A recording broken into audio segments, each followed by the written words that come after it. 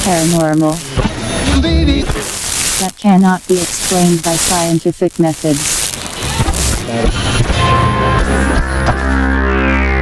Told of a creature that was 6.5 to 7 feet tall. The CIA ran secret mind control experiments.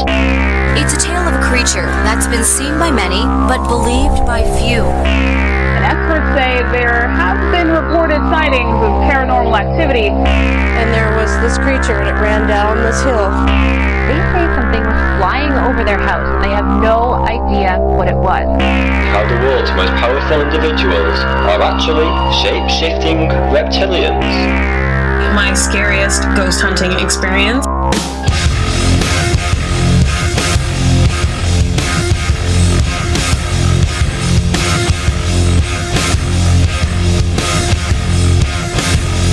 Jason and JV. You want answers? I think I'm entitled. You want answers? I want the truth! You can't handle the truth! Can't handle the truth! Who would it now? Beyond reality. Radio. Good evening, good morning, hello everyone. It's Beyond Reality Radio. I'm JV Johnson. Jason has the night off tonight as he travels to a Taps family reunion. Taps family groups all across the country get together once a year and they have an event, and that's where he is this weekend. So we wish him well. He'll be back with us next week, but we've got a great show lined up for you tonight. Of course, we always have a great show lined up for you. That's part of the deal, right? Tonight we've got Dr. Dawson Church joining us. He's an author and a researcher. We're going to be talking about his new book called Mind to Matter, and it explores the idea that our brains can actually influence the matter around us. They can actually materialize things. Not only can they, but they do, according to Dr. Dawson Church. And he's got a whole bunch of examples of how that works. So we're going to talk about that. Plus, we're going to talk about some of the other books that Dr. Church has written, including The Genie in Your Genes and Soul Medicine. All relate to how the power of our minds can not only affect our health, but it can affect our genetics, our DNA. That's all coming up. And, of course, we'll take your phone calls later in the program at 844-687-7669. Yes, people are commenting on the YouTube stream. Yeah, there's some big, giant balloons behind me. Yes. And yes, that's exactly what they are. We've got also great shows coming up for you for the rest of, well, next week. This week, we've got tomorrow night will be a best of program, as it is every Friday night. But Monday night, Nomar Slevik will join us. He's a UFO author, a researcher, and an investigator. We're going to talk about how he got interested in the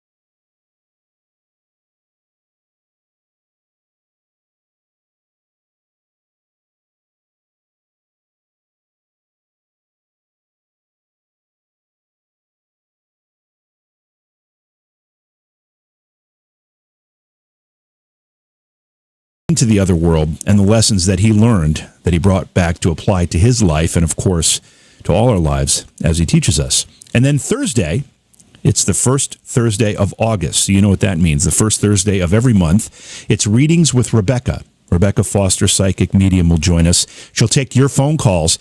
I think we may have her scheduled for the full 2 hours. I'll have to ask Slick about that, because I know that we run out of time when we do it for 1 hour. But Rebecca will take your phone calls. She'll do live readings on the air for you.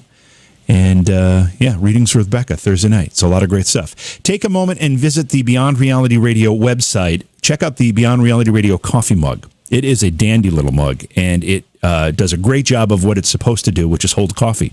But it also holds hot chocolate or anything, and it looks great on your desk or your breakfast table or in the kitchen or hanging on a hook, on a mug hook, whatever those things are called. Domestic shipping is included in the price. It's right there on the website, beyondrealityradio.com. We also ask that you visit the Facebook page and spend a little time there. Like it, of course, and check out the information that we have there. We've got a lot of great paranormal news stories and other listeners, people who are members of our community post things there. A lot of great pictures that a lot of our listeners want comments on, whether they capture a UFO picture or maybe a ghost picture, whatever it is. It's all on the Facebook page. It's just Beyond Reality Radio on Facebook. So I don't know if you've been paying attention to this, but we talked about it a little bit last night. But the tomorrow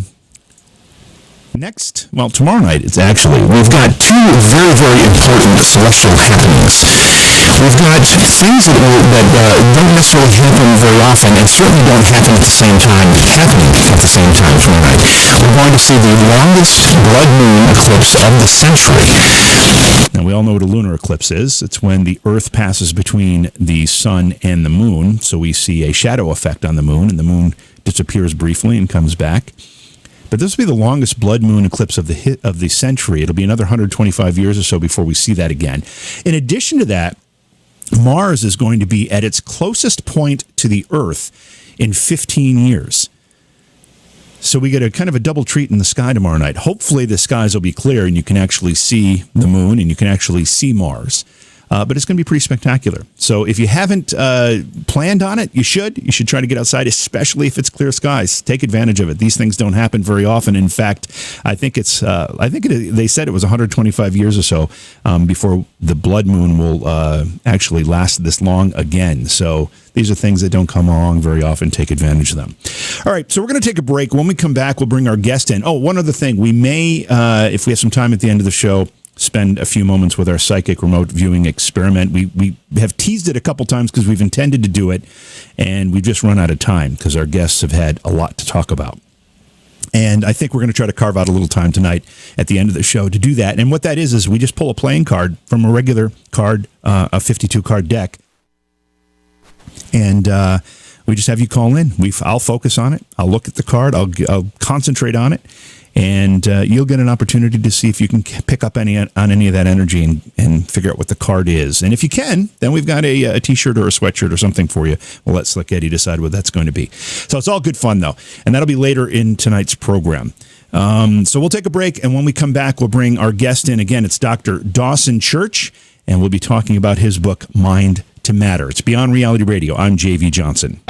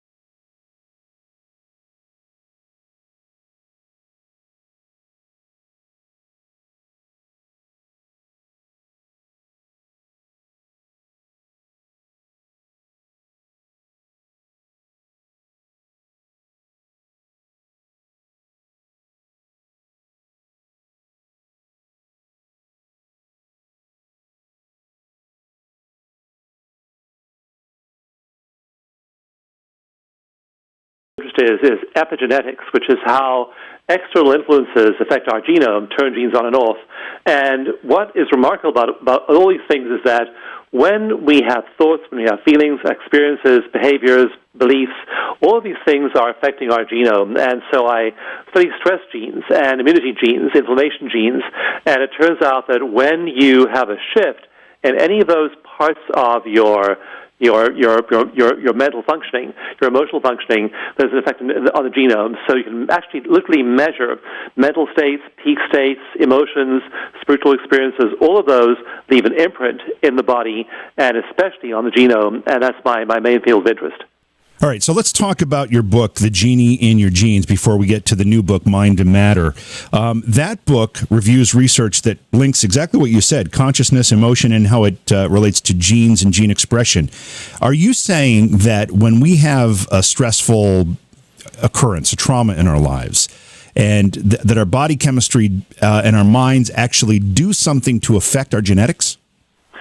Very directly, and an example I think of that's easy to relate to is, say, for example, you're having a good day and you go for a walk or a run, you're in your local park, and suddenly there is a dog that breaks loose from its owner, is running at you, teeth bared, barking, looking really threatening. You have a rise in the genes that code for adrenaline, cortisol, and other stress biochemicals. So suddenly you go from the state of being relaxed, feeling happy, and then the genes that code for those hormones turn on.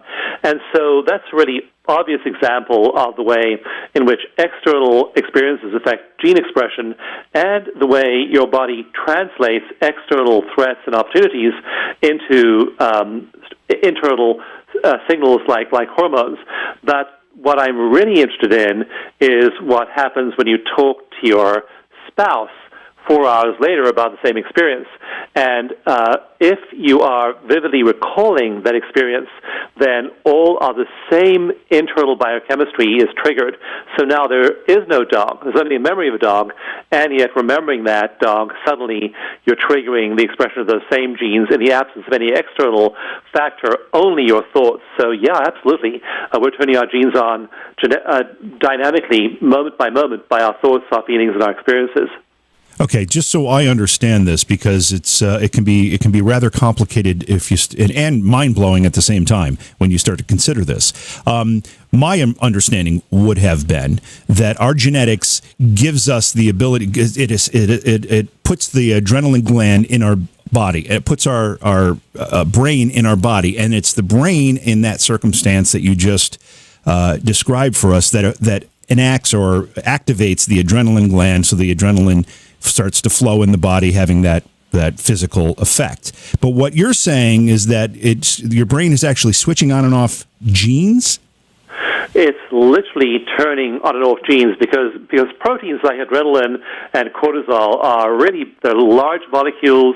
They are intricately folded on each other, and to produce these big complex proteins, our bodies need blueprints. And those blueprints are the genes.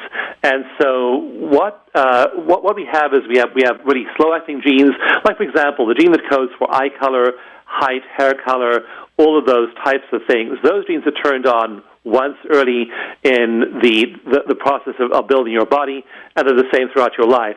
But just another simple example, when I take a bite of a meal, like today I had lunch, if I take a bite of the protein first that hits my stomach, then the gene that codes for hydrochloric acid comes on, and I make lots of acid. If I take a bite of a carbohydrate or a fat first, different genes are triggered. So there are all these dynamically triggered genes, and those actually make up around 85% of the genome. Only about 15%, 15%, are those hard-coded factors like your height and your eye color, your skin color, and so on. All the others, 85%, are being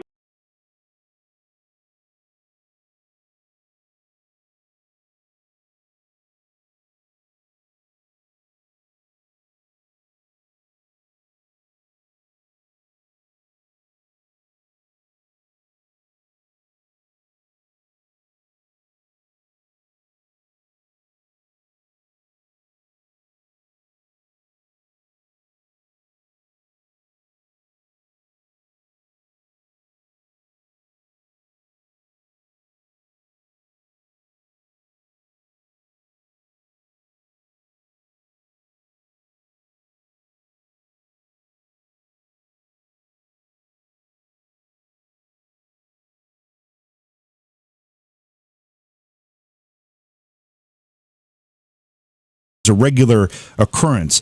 Do we permanently alter our genome to the point where we actually pass it on, as we know we pass genes on to future generations?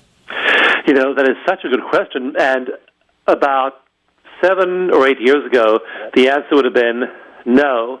Today, the answer is yes. And one of the most interesting pieces of evidence for this is Holocaust survivors.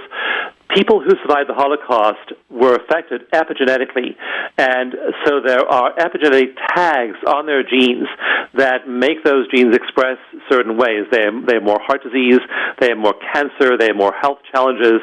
There are various adverse effects that happen epigenetically in the genome of Holocaust survivors. But the absolutely stunning research in the last probably 3 or 4 years has shown that their kids, their children, have similar genetic tags being passed along, and their grandkids too. So, for example, the children of mothers who are depressed, daughters of mothers who are depressed, are more likely to be depressed and have those epigenetic tags on their genome, and then the granddaughters of those grandmothers are as well. And in animal studies like mouse and rat studies, they found these effects persisting: fear, other adverse emotions persisting 7 generations down the line. So we had no idea just a few years ago that we were affecting the genome of our kids and grandkids, and this stunning new research shows that we are. And so, yeah, if you are reenacting your parents' behavior, the chances are that you are being affected by the way you were raised, and you will then affect your children that way. But it's also hopeful because when, for example, you say you were raised in an abusive household, if you then, as an adult, have your own kids and you don't abuse them, you then cut that epigenetic tie. So it cuts both ways. Either you can reenact your old childhood stuff and then re-traumatize your kids the same way, or you break the cycle and then you break it and it stays broken. So this is both good news and bad news, and can go either way. We have a little less than a minute before we have to take a break, but my question now is the phenomenon that you're describing right now, is this what we know as instinct? We think of it as instinct, and yet it is strongly conditioned behavior. And so a lot of our lives are run in what's called the brain's default mode network. We think we're conscious, we think we're making conscious choices, but huge amounts of our activity is governed by what you might call instinct, and it's certainly just a part of the way the brain takes over every day, and it's not in our conscious control. All right, we're going to talk a little bit more about that when we come back from the break. Our guest is Dr. Dawson Church. Check out his website, dawsonchurch.com. There's also a website for the book we're going to be talking about, mindtomatter.club, C-L-U-B. We'll be back in just a moment. We'll continue our conversation. Write down the phone number. We'll take calls later at 844-687-7669. It's Beyond Reality Radio.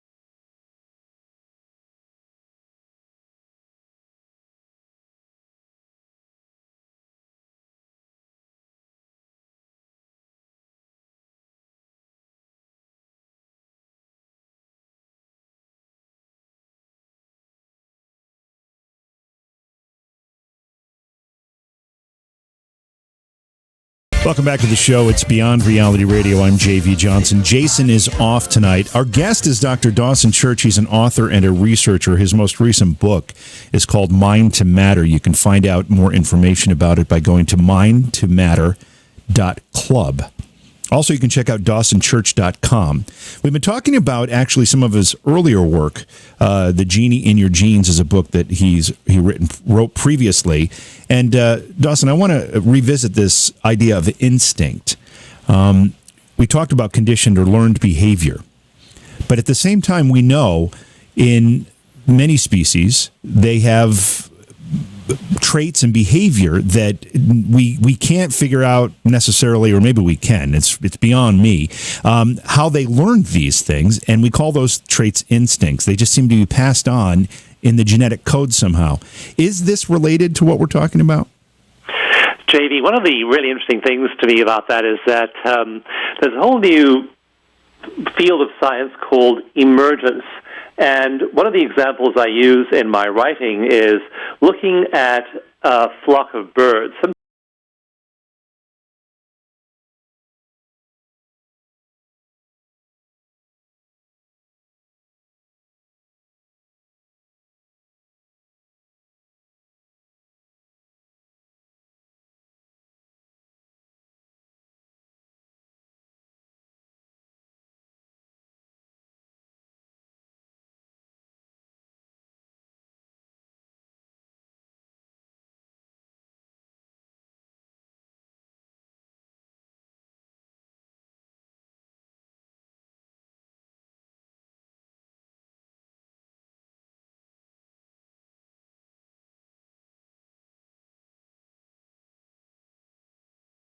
Thinking brain, we have the ability to do things which aren't instinctual, which are volitional, and we can make choices. And so the tension and the parts of our lives that are instinctual and the parts of our choice are so interesting.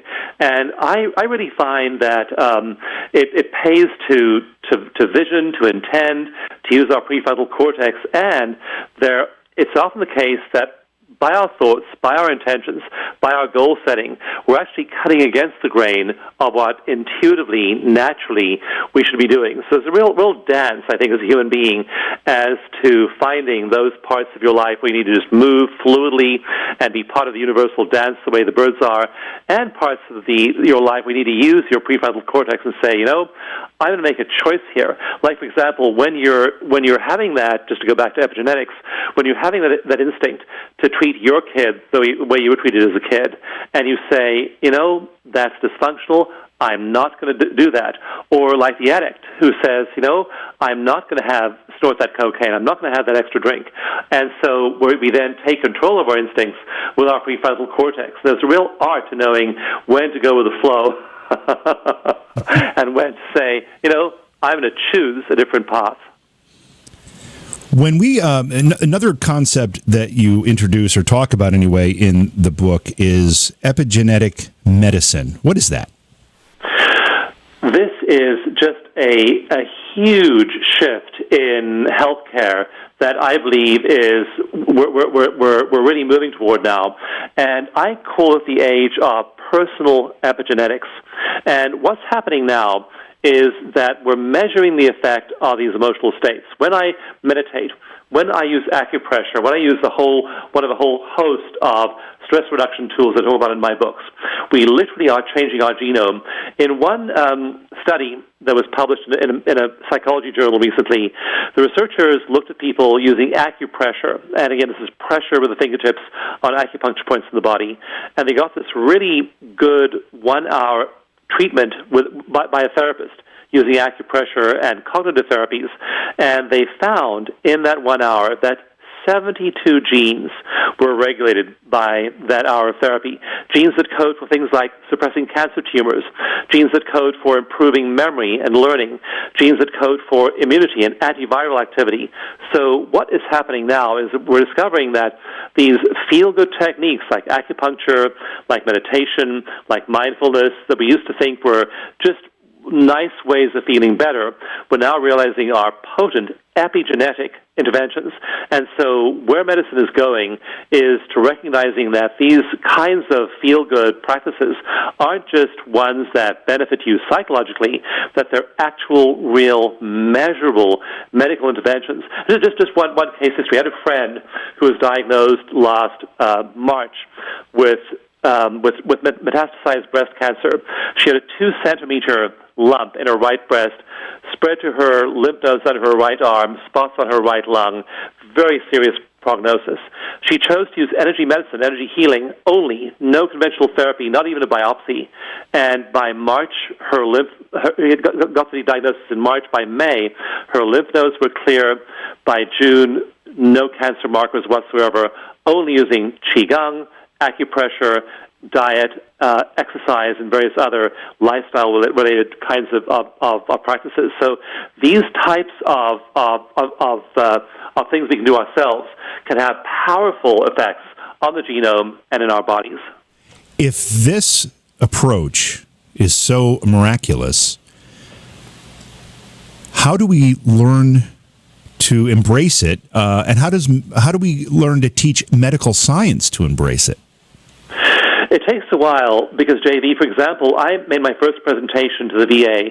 I went to Washington, D.C., did the first presentation to the VA in 2004. Finally, my acupressure therapy that I teach was approved by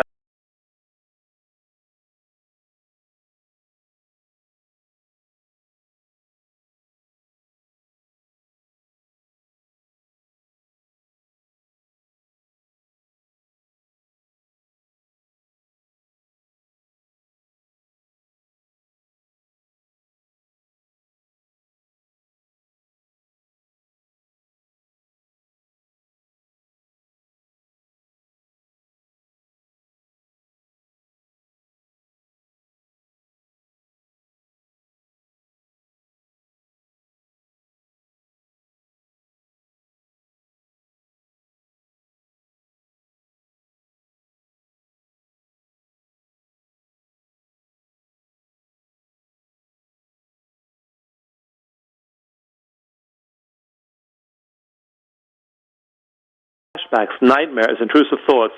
Those veterans get better in 6 one-hour sessions.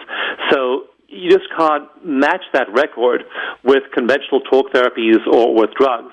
And some of these therapies are like that. They're just so quick, so effective, that they're making their way into mainstream medicine.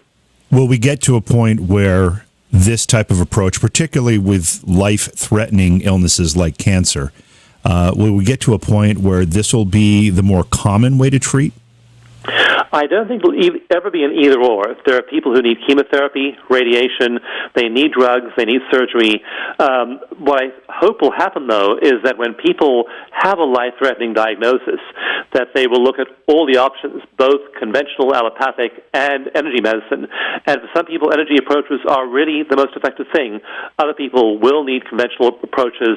And the beauty of it is, we don't have to decide. There is no either-or.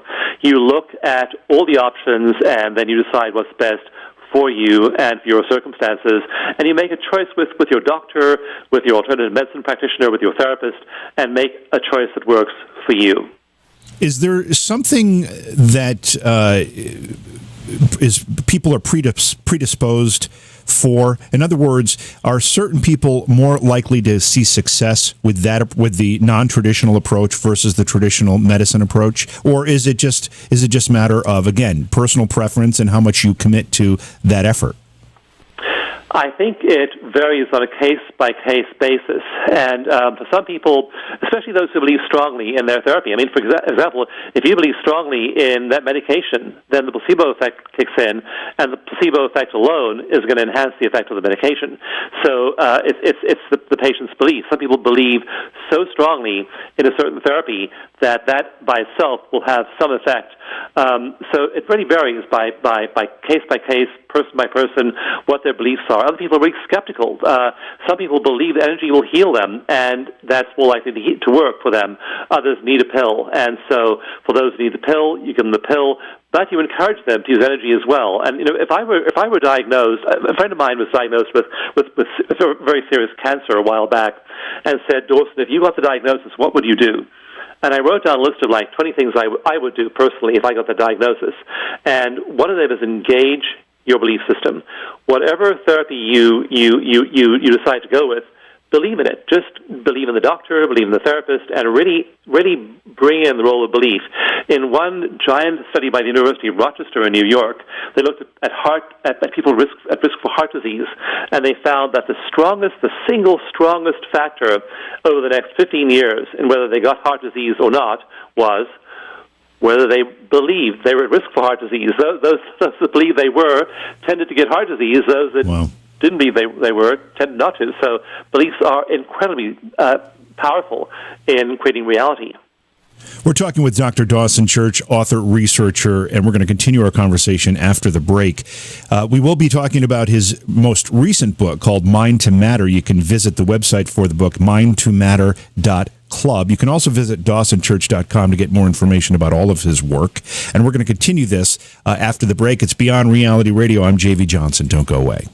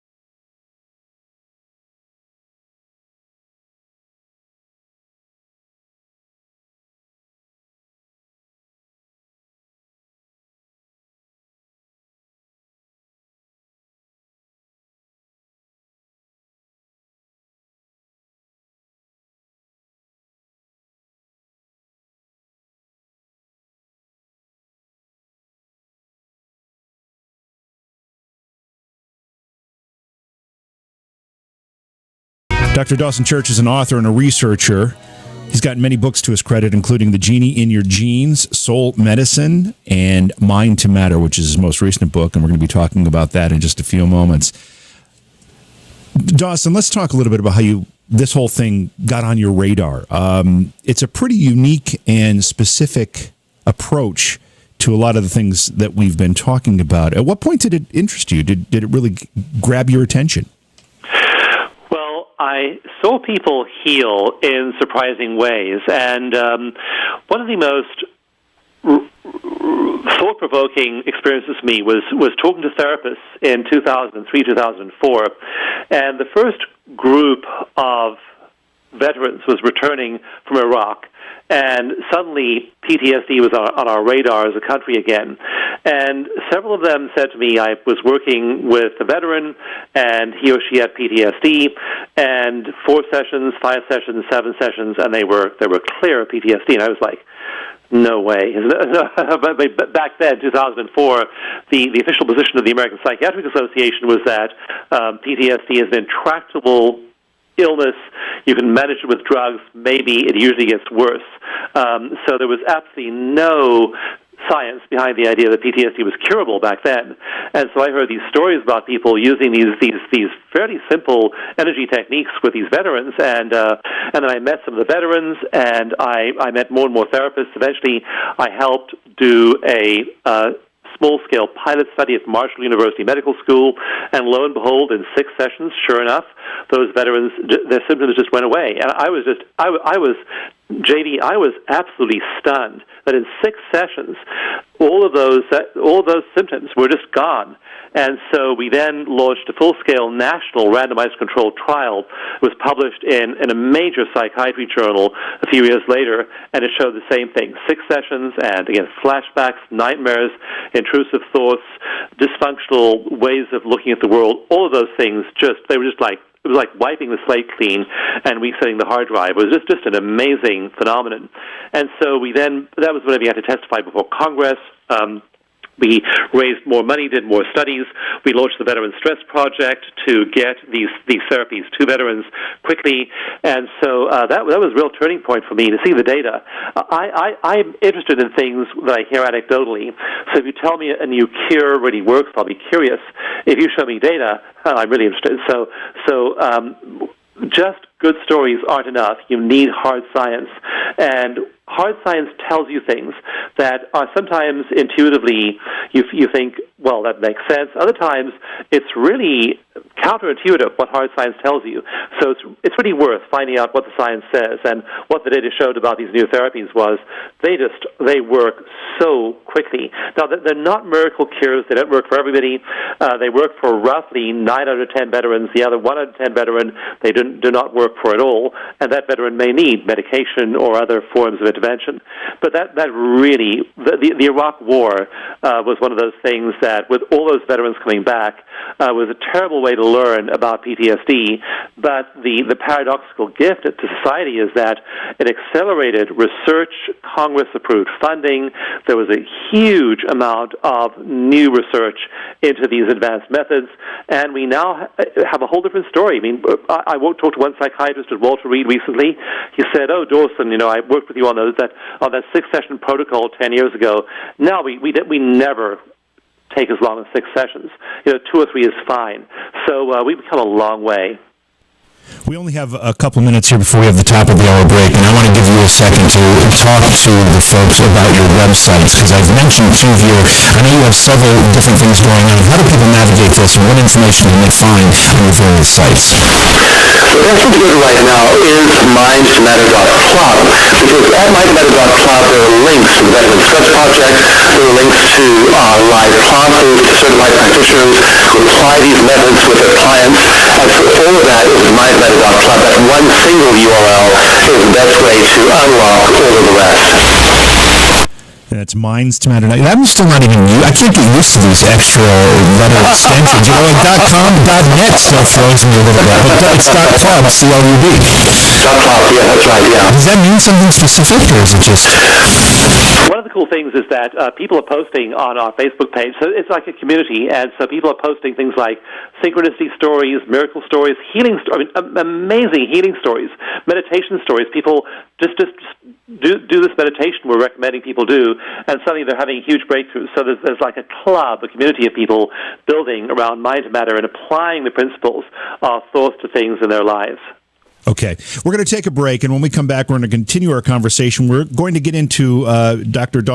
Church's book, Soul Medicine, and then also Mind to Matter, which is the most recent book. We'll also take your phone calls at 844-687-7669. Don't forget, tomorrow night's program is a best of, as every Friday night is, and then we'll be back with live programs on Monday. And Monday night, we've got Nomar Slevik joining us, who is a UFO author, researcher, and investigator. We'll be talking about his research, his investigations, and he's written about them. He talks about them on a podcast that he does regularly. That'll be Monday night's program, it's UFOs. Don't forget to schedule, especially if the skies will be clear for you tomorrow night. Go outside, check out the longest blood moon of the century. It'll be occurring tomorrow night. In addition to that, Mars is actually closest to the Earth. Actually, I think it's a couple days away from being closest to the Earth, but it's close enough that it's a spectacular sight with the blood moon. That's all going to be happening tomorrow night. Hopefully the skies will be clear here in Cooperstown, New York. I don't think so. It doesn't look good for us, but hopefully it will be for you. All right, we're going to take a break. We've got a lot more coming up. It's Beyond Reality Radio.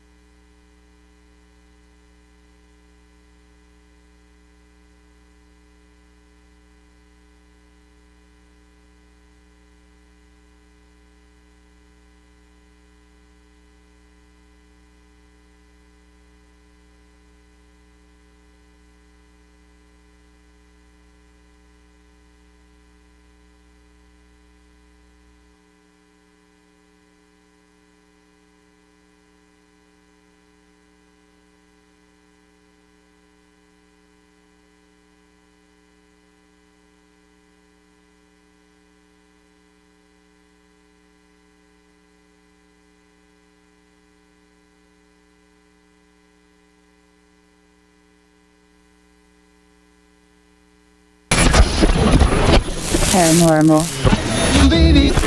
that cannot be explained by scientific methods.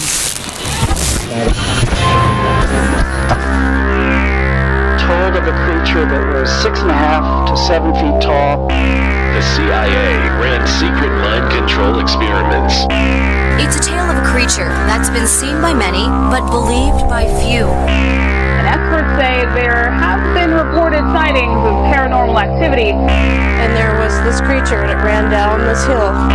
They say something was flying over their house, and they have no idea what it was. How the world's most powerful individuals are actually shape-shifting reptilians. My scariest ghost hunting experience.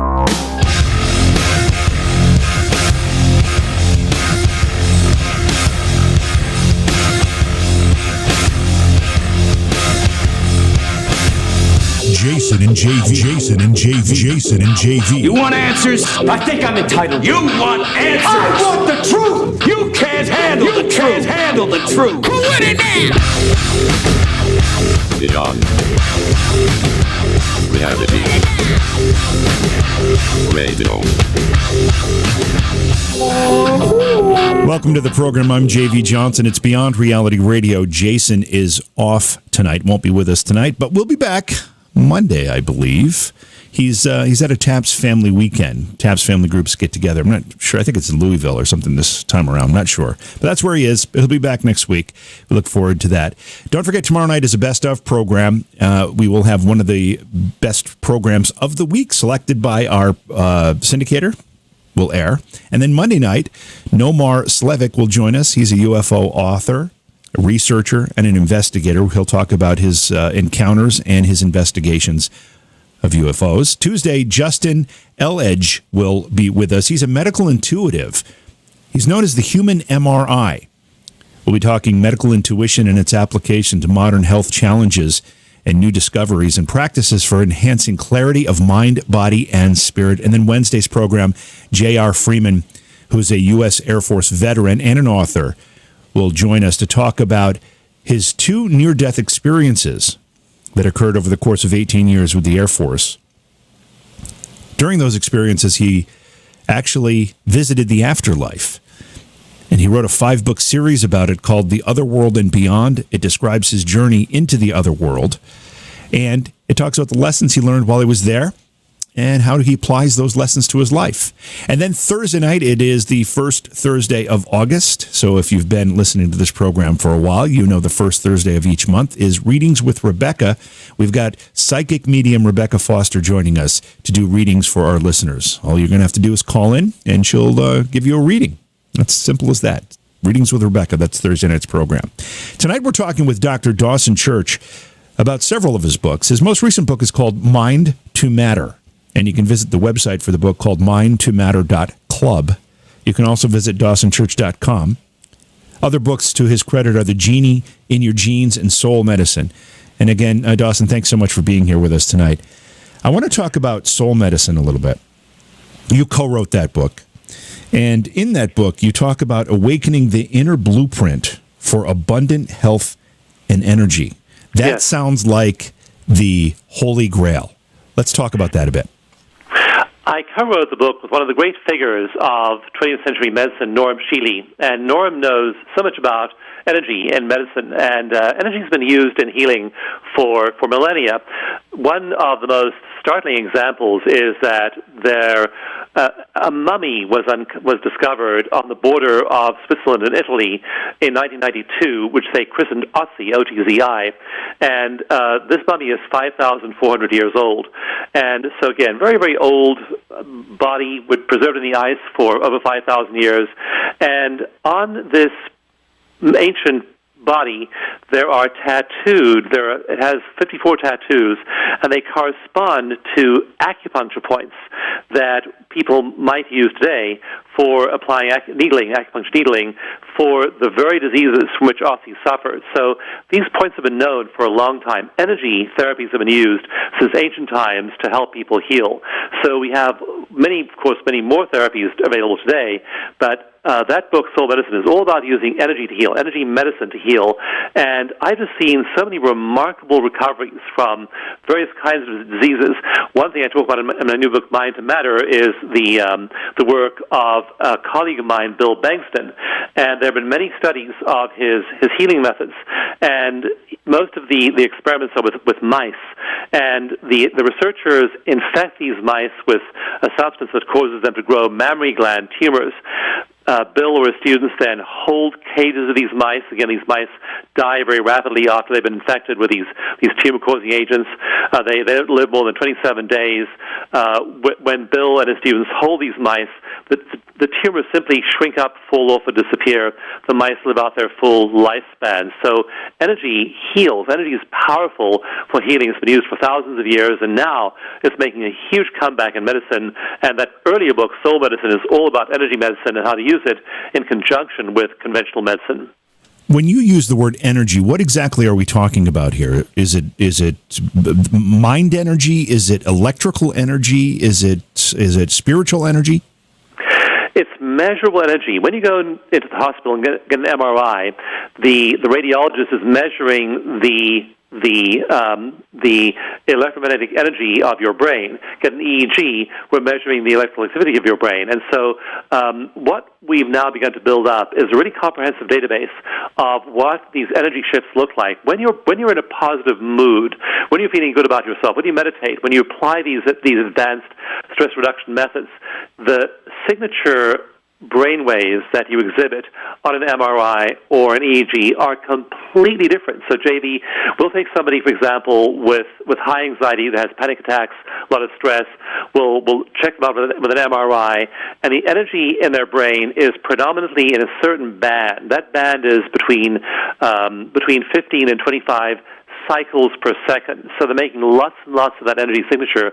That's the signature energy of stress in the brain. We'll then give them energy medicine. We'll teach them EFT acupressure. We'll use meditation with them. We'll use one of these advanced energy methods with them, and suddenly all of that energy in their brain shifts. So it's sometimes called subtle energy, but actually now we have the tools to measure it. We know what the energy profile is of a calm person, a healed person, and we try and train people to acquire those kinds of energies. So you can measure those. You measure the heart's energy, you can measure the brain's energy, and all of these energy shifts show up. And they're also tied to neural functioning, so that when someone has that high level of that band of stress in their EEG, things are also happening in different parts of the brain, and the parts of the brain that are to do with fight or flight are highly engaged. The parts to do with happiness are totally dormant. But when that person meditates, when you apply energy techniques with them, then that reverses, and all of those fight or flight frequencies disappear, and the happiness frequencies then come on steam. So you can see all of these shifts in the energy frequencies as you hook people up to these advanced imaging technologies. Could any of this, what we're talking about now, or what we were talking about previously when we were talking about the genie in your genes, is this another way to say the power of positive thinking? That sounds really simplistic, and yet like, for example, I'm teaching an online class right now. So last week, I hooked myself up, and I was hooked up to something called the Heart Coherence Monitor, a very simple tool that measures the degree of coherence between the different rhythmic functions of your body. And so I sat there. I said to the whole class with me hooked up to this device. I said, okay, now I'm going to meditate. And they watched as all of the physiological signals of my body went into the green zone. All of these green lights lit up as I totally relaxed. I felt really good. Then I said, okay, now I'm going to think about my email inbox. And all the lights just turned red as I had one negative thought. Suddenly, all these physiological signals in my body were shifting. So absolutely, that positive thought will trigger a whole variety of beneficial... For example, your cortisol goes down, your adrenaline goes down, your balance of serotonin and dopamine with a positive thought, happy productive thinking, all of those neurotransmitters and hormones shift their function. And what happens with people, for example, who have high cortisol over time, people who are depressed, people who are anxious. One study, for example, I talk about in several of my books, compared optimists to pessimists, and optimists live, on average, 8 years longer than pessimists, because the biological load of pessimism, that cortisol, produces huge unfavorable changes in their bodies, loss of muscle mass, loss of bone density, loss of memory and learning abilities, depressed immunity, all of those things simply produced by a mental state like the tendency to think negative thoughts. So absolutely, those thoughts are affecting your body dramatically. Once again, we're talking with Dr. Dawson Church about his books, and we're going to change the topic to the newest book, Mind to Matter, in just a moment. But I wanted to just kind of bring this whole thing full circle, because the topic we opened the conversation with when we were talking about the genie in your genes, and now we're talking about soul medicine. We're talking about the ability to use energy to help heal us. There's a theme, there's a thread that connects all of this, and it really is an attitude thing, isn't it? And the great thing about that, JD, is that attitude is under our control. I have up days and down days like anyone else. When I have a down day, I take a seat, meditate, and shift my attitude. You can choose and control that in a way in which you can't with all the random events of life. So the good news about this is that you have so much ability to shift not just your attitude. When you do that, all of these downstream biological factors as well. Again, that one study I mentioned earlier, that study showed that 72 genes were affected by just 1 hour of that kind of shift. So this does produce major changes in the body. All right, let's take a listener call here. This is Mark in North Carolina. Hey, Mark, welcome to the program. You're on with Dr. Dawson Church. Hey, two questions. First of all, did I hear you right at the beginning that you said you see this dog coming at you and within 2 seconds you have product? So you're saying that the transcription from DNA to RNA and then translation in the the ribosomes and the endoplasmic reticulum produce the adrenaline. Yeah, in 2 seconds, those genes reach peak production, and there are about 100 of these genes that are called immediate early genes, because they transcribe and they shift function really quickly. And they're mostly to do with stress, because, for example, if you digest your food a little bit slower, if it takes you 10 minutes to produce hydrochloric acid rather than 5 minutes, no big deal in terms of survival. But if your ancestor, 100,000 years ago, if there was a rustle in the grass and they missed the hungry tiger, they died. So those genes, that category of 100 genes called immediate early genes, they transcribe and produce those proteins within 2 or 3 seconds. So the body, does it not also have a storage pool for this?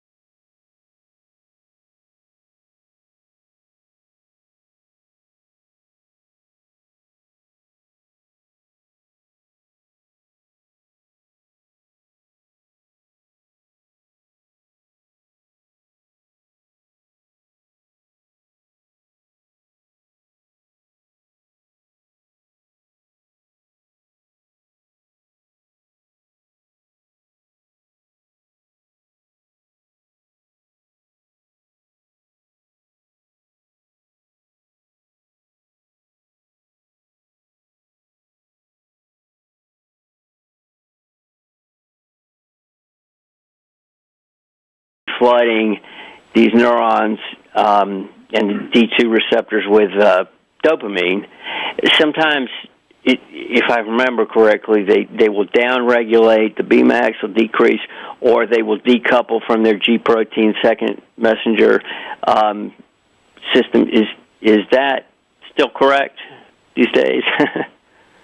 Well, a lot of things happen with chronic stress. Now, you don't damage your body terribly badly with acute stress. So, for example, when you did react to that dog in the park by going into fight or flight and making lots of cortisol, your body breaks it down in about 20 minutes. It breaks down adrenaline in about 2 minutes, breaks down cortisol in about 20 minutes. So nothing bad happens. But if you're thinking about that over and over and over again, if you have PTSD, if you're triggering the release of those stress hormones over time, over and over again, that's when you have all the degradation. So people with high cortisol over time, like, for example, PTSD victims and people who've been in combat, people who have really terrible memories or emotional wounding, trauma from their childhoods, they are making lots of those stress hormones chronically over time, and that's what has the bad effects. So it's not like if you have a few bad experiences, you're going to be destroying your body, but if there's a list in my book, The Genie in Your Genes, of all the bad things that happen from chronic high cortisol, including reduced muscle mass, reduced bone density, decreased skin elasticity, reduced memory and learning. All these things happen over time if you have high cortisol, and so it has a terrible toll on the body, but again, only if you're driving yourself into fight or flight with your thinking and your emotions when there's no real threat in the present time. Mark, thank you for those very, very insightful questions. We appreciate the phone call. We've got to go to break here. We've gone long. It's Beyond Reality Radio. Our guest tonight is Dr. Dawson Church.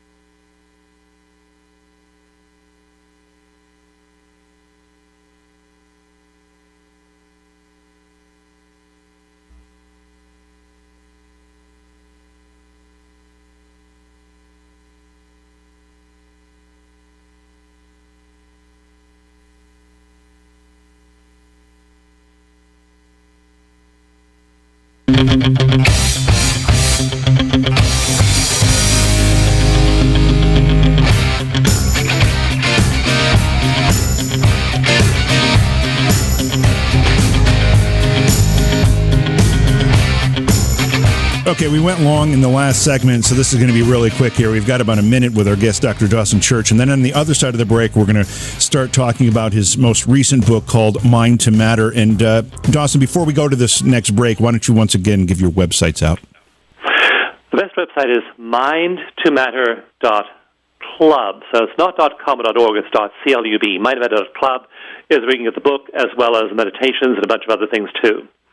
Great. And if you're waiting on hold to join the conversation, please be patient. We'll get to some of those calls on the other side of the break. Once again, I'll remind you, tomorrow night is a best of program on Beyond Reality Radio. And Monday night, we've got Nomar Slevik joining us. He's a UFO author, researcher, and investigator. Also, I will be appearing. I've just agreed to go to Penhurst Paracon at Penhurst Asylum near Philadelphia. That's August 18th and 19th. So I'll be there. There'll be ghost hunts, vendors, and a whole bunch of fun. It's going to be a great time. Again, it's Penhurst Paracon if you want to check out the website. It's penhurstparacon.com. It's Beyond Reality Radio. I'm J.V. Johnson. More with our guest, Dr. Dawson Church, when we come back.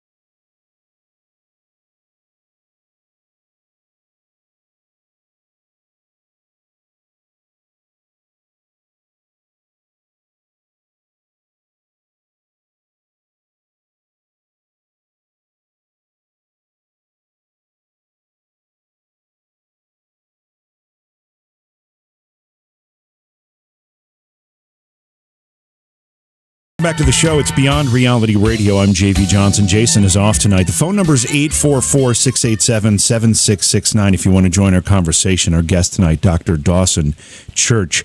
And Dawson, we've got to talk about the new book. We haven't really had gotten there yet. There's been so much to talk about your past work and just the concepts that went into that work. But Mind to Matter is a bit different. You're talking in that book about the idea that your brain actually affects reality. It actually affects the matter that surrounds you. Tell us what the concept is here. Well, the earlier discussion we had is about how the mind and especially emotion affects the body.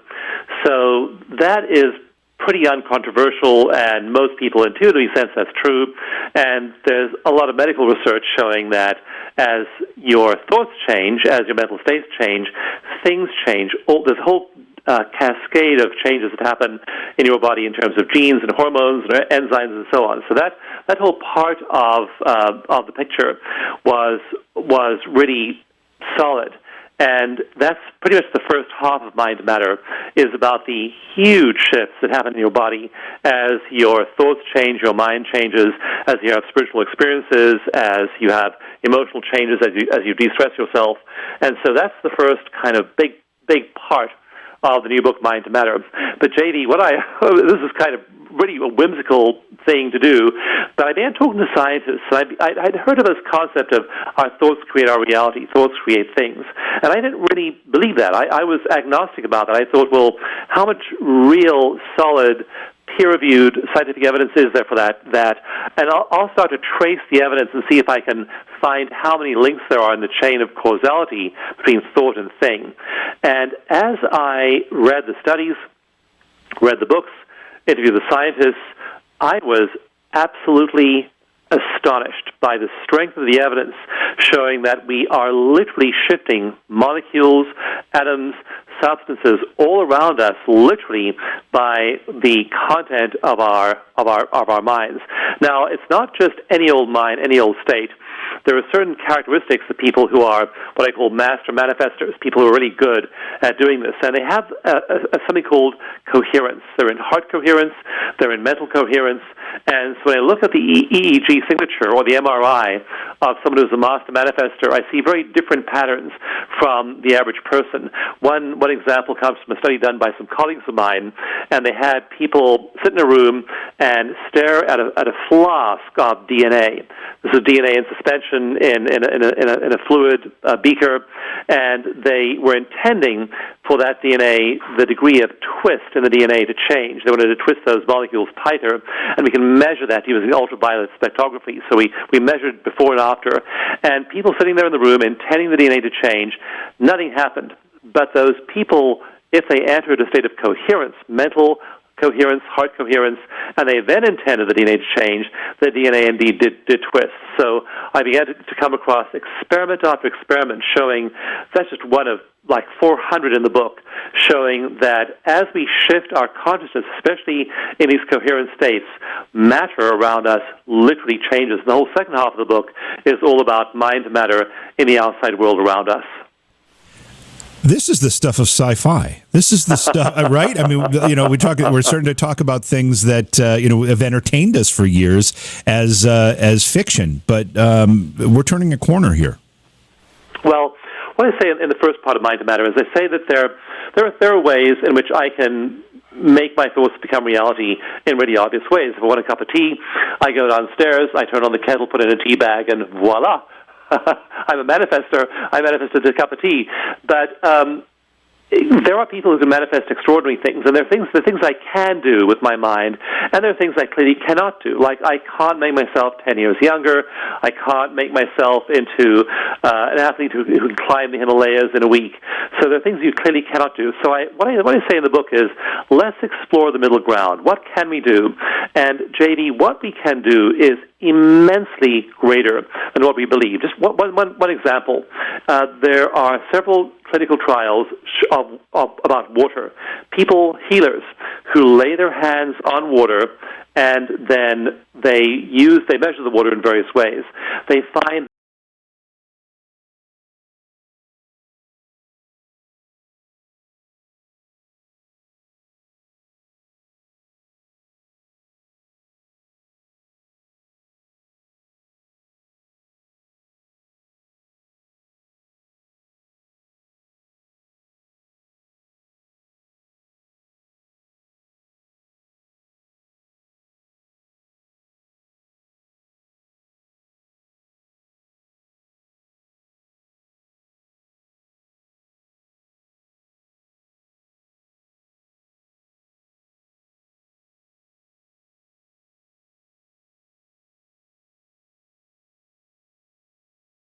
Hey, Vince, welcome to the program. Hey, how you doing? Great. What's on your mind? A question about the positive and negative. It's not my belief.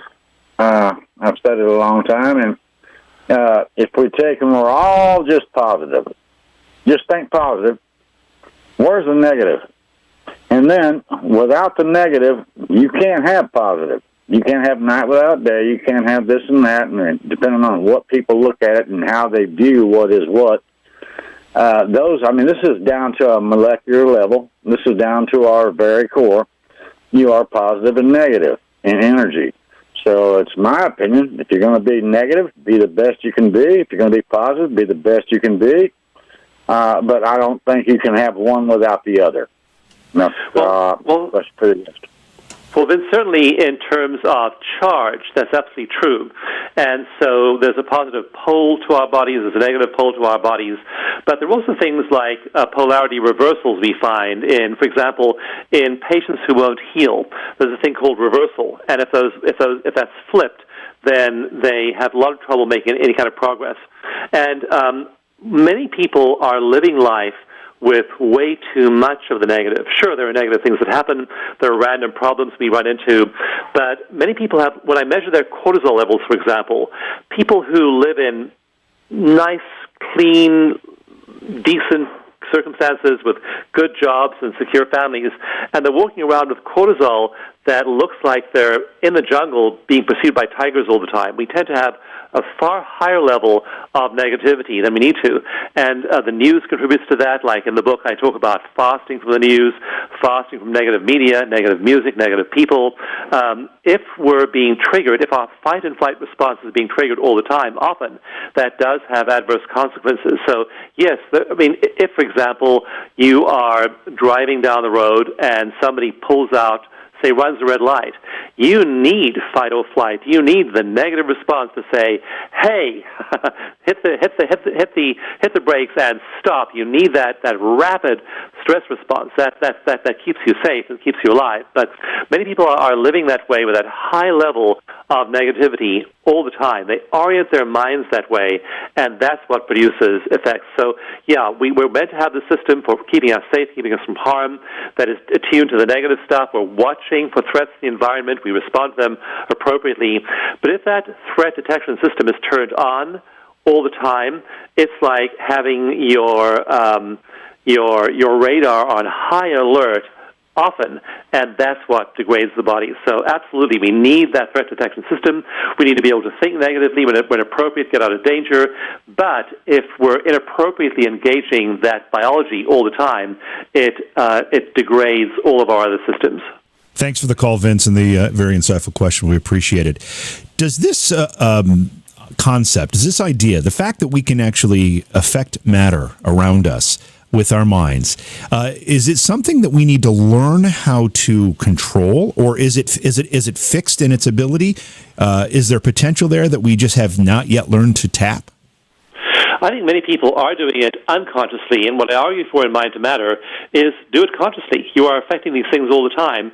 And just one example is, for me, once I read those studies on how when healers bless water, that it changes the molecular bonding angle of the hydrogen atom and oxygen atoms, I began to get serious about blessing my food. I just sit down and say a little blessing for my food every time. So you are affecting the world around you. You may as well do it positively.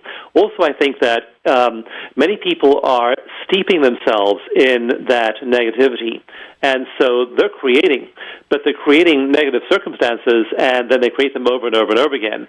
I talk a little bit in the book, not too much, about quantum physics and how we literally, through observation, through the observer effect, we collapse the infinite field of possibilities into a single probability by observation. So when you believe something, when you have a certain mental orientation, you're literally producing those effects around you. You're doing it all the time anyway. You may as well say, I'm going to do it to produce love and compassion and kindness and beauty all around me, rather than just unconsciously. So yes, we are doing it all the time. When we take responsibility for our lives, we then do it consciously to create loving and beautiful circumstances for ourselves, rather than just the random ones we find ourselves in. Now, in the book, you have some examples of how this concept actually affected people's lives. Can you share one or two with us? Wow, they are so powerful, JB. And the book, again, is full of science, but I find that just science alone isn't as engaging as people's stories. And there are so many healing stories there. People who changed their belief. One example was a guy at a meditation retreat. This guy, his name was Jose. He had a large brain tumor, and he was being monitored by doctors at a big prestigious hospital called MD Anderson in Houston, Texas. And I was doing brain scans on a bunch of people at this conference, EEGs with them. And he had this amazing metaphysical experience when he was in meditation. His EEG signature brainwaves were off the charts, and we asked him afterwards what happened, and he said, I was sitting there in meditation, and I felt as though there were these huge energy beams all around me. One of them reached into my skull and rearranged the tissue in my brain. We're like, whoa, this is really crazy story and experience. So we urged him to fly on his way home. We said, fly back to MD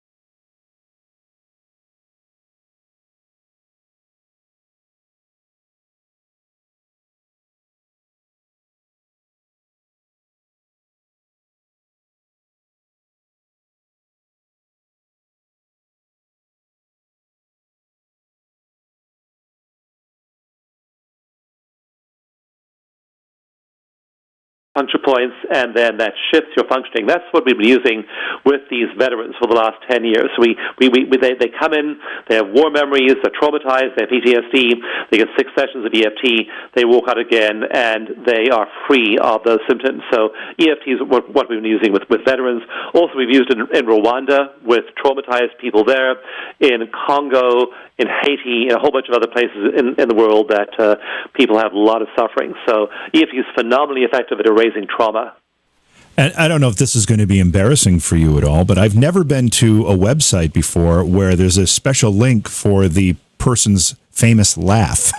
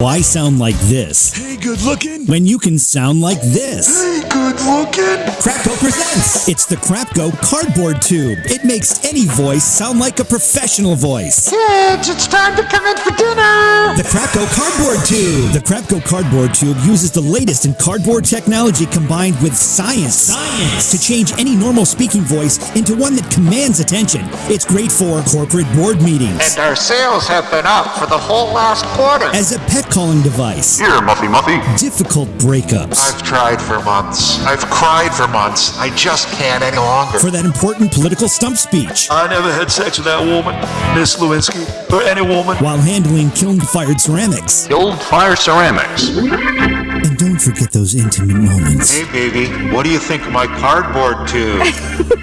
The Crapco Cardboard Tube. As an optional add-on, order the hands-free neck mounting device for that extra convenience. The Crapco Cardboard Tube. The Crapco Cardboard Tube is made of premium quality recycled used cardboard and has been rigorously tested in the laboratory. And this can all be yours at one low price of $29.99 or $49.99 with mounting device. The Crapco cardboard tube does not require batteries and may or may not have been recycled after being used to hold bathroom tissue.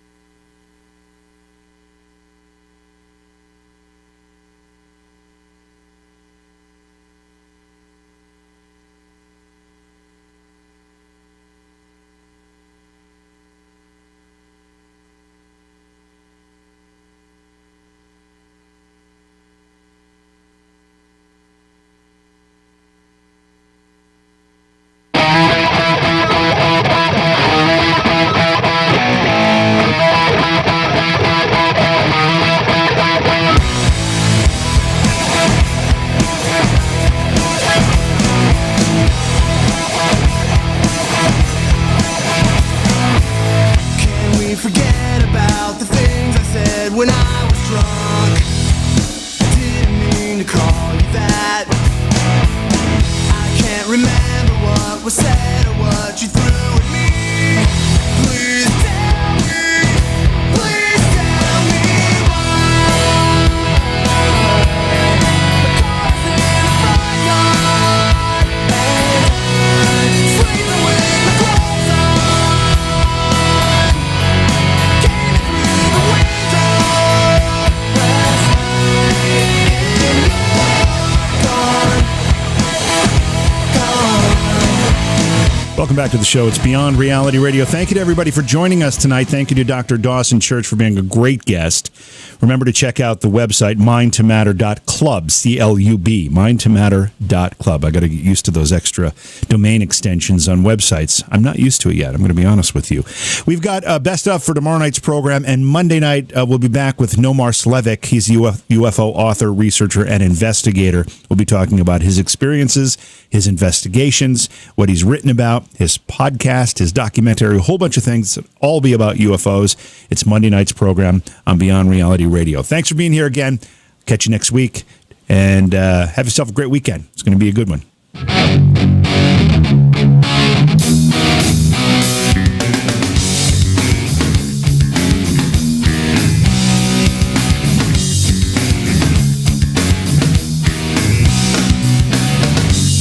I heard you crying loud all the way across town. You've been searching for that someone that is beyond the crowd. As you sit around feeling sorry for yourself.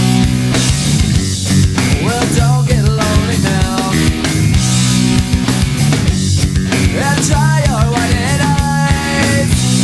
I'm just moving for the moment, sneaks in my backyard since I got so uptight. You've been thinking about ditching me. No time that sets the world around, 'cause you know where I'll be found when I come around.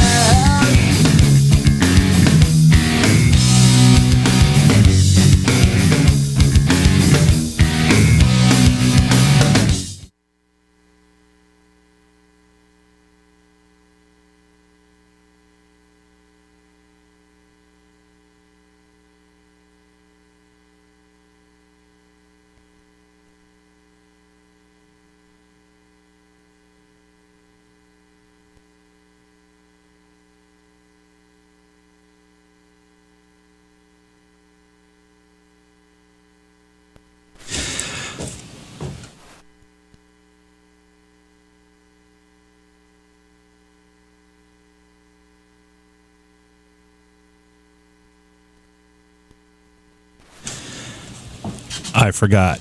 I had to disconnect from Westwood One radio networks. Wouldn't want my goodbye to be accidentally go over 48,000 radio stations. Anyway, don't breathe on the muff. That's what it's for. Is it better without the muff? You like it better without the muff or with the muff? Which is better? Don't fry. Don't cry. Anyway, thank you. That was great. That was very interesting. Dr. Dawson Church. A lot of fun.